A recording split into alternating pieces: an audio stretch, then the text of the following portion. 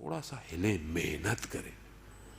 اور جو محنت کرتا ہے عزیزان محترم, چاہے وہ کوئی شخص ہو, چاہے وہ لیبر ہو, چاہے وہ مینیجر ہو, چاہے وہ سی او ہو, کوئی بھی ہو, وہ جو محنت کے لیے اپنے قدم اٹھاتا ہے خدا اس کا ریوارڈ دیتا ہے. خدا کبھی بھی کسی کی محنت کو ضائع نہیں کرتا. چاہے وہ بچہ محنت کر رہا ہو, چاہے وہ جوان اپنے اسکول میں پڑھا ہو سکتا ہے کہ وہ بولے میرا گریڈ اچھا نہیں آیا, ہو سکتا ہے میرا جی پی اچھا نہیں آیا, مگر خدا کہیں اور اس کو کمپلسیٹ کرے گا اگر محنت کی ہے تو. آپ نے اپنی زندگیوں میں دیکھا ہوگا کہ آپ نے ایک جگہ بڑی محنت کی لیکن اس ٹائم کچھ نہیں ملا آپ کو, لیکن اس کے کچھ عرصے کے بعد کہیں اور سے آپ کو رزلٹ آیا. آتا ہے, خدا کسی پر نہیں چھیڑتا, کوئی بھی چیز چھوڑتا ہی نہیں ہے وہ, لیکن خدا سے مانگنے کا طریقہ آنا چاہیے. شب جمعہ ہے, شب مغفرت ہے, شب دعا ہے, دعا مانگنے کا طریقہ آنا چاہیے. وہ محنت کر لی, سب ہو گیا, اب آگے کام نہیں ہو رہا, کیا کرے؟ وہ دعا کرے. لیکن دعا کیسے کریں؟ آغا پناہیان کہتے ہیں کہ ہم لوگ دعائیں کیسے کرتے ہیں؟ ہم ایسے کرتے ہیں, پروردگار تو نے گھر نہیں دیا, پروردگار گاڑی نہیں دی, پروردگار یہ نہیں ہے وہ نہیں ہے. کہہ رہے ہیں یہ کیا طریقہ ہے مانگنے کا؟ یہ بے ادبی ہے اس کی ذات اقدس کی بارگاہ میں. مگر اگر آپ نے مجھ سے کوئی کام کرانا ہو یا میں نے آپ سے کچھ کام کرانا ہو تو میں پہلے کیا کروں گا؟ میں کہوں گا بڑا آپ کا شکریہ, آپ نے گھر پہ بلایا, پچھلی دفعہ جب آیا تھا آپ نے کھانا کھلایا, بہت شکریہ. پھر شکریہ کے بعد میں بولوں گا کہ ابھی مجھے آپ سے کیا کام ہے.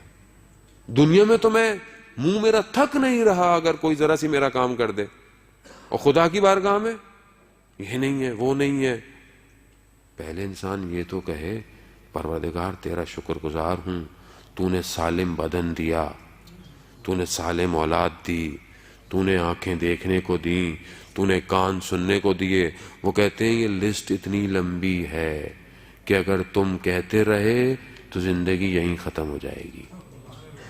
اتنی لمبی لسٹ ہے, لیکن پھر بھی کچھ تو کہے خدا کو, شکر گزار ہوں تیرا پروردگار, تو نے آج کے دن مجھے اس قابل سمجھا کہ میں تیری بارگاہ میں بیٹھا ہوں. یہ نعمت الہی ہے.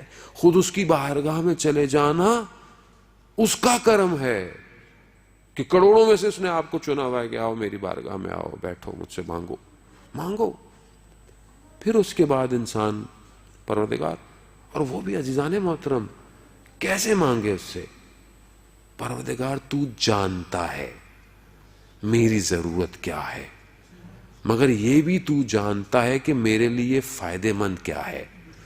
میں تو علم نہیں رکھتا اپنے لیے, میں تو اس بچے کی طرح ہوں کہ جو آگ میں ہاتھ مار رہا ہوتا ہے. بچے کو آپ بولے نا بیٹا نہیں, اس کو کیا پتا, وہ تو جائے گا وہ چولہے کے آگے, اوون کے آگے, وہ تو اپنے الیکٹرک کے سوئچ ہیں وہاں پہ, اس کو کیا پتا. میں وہی بچہ ہوں عزیزان محترم کہ دنیا کی ہر چیز کو جو میرے لیے نقصان دہ ہے مگر میں طلب کر رہا ہوں. یہ خدا ہے جو نہیں چاہتا مجھے برباد کرنا, مجھے بچا دیتا ہے. اور بعض اوقات مجھے کئی عرصے کے بعد وہ حکمت نظر آتی ہے کہ یہ میرا کام کیوں نہیں ہوا تھا.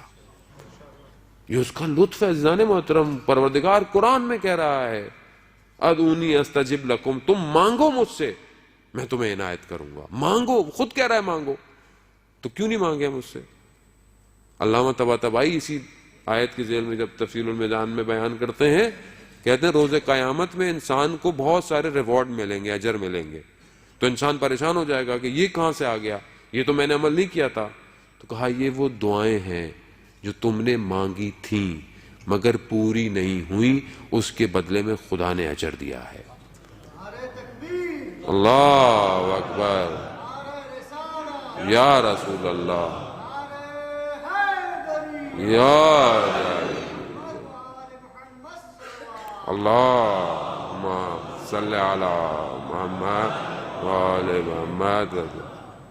وہاں وہ شخص کھڑا ہوا کیا کہے گا کہ کاش میری دنیا میں کوئی بھی دعا قبول نہ ہوئی ہوتی. عزیزان محترم, ہم سمجھنے کی کوشش کریں, ہم اپنے اور اس کے رابطے کو محکم کریں.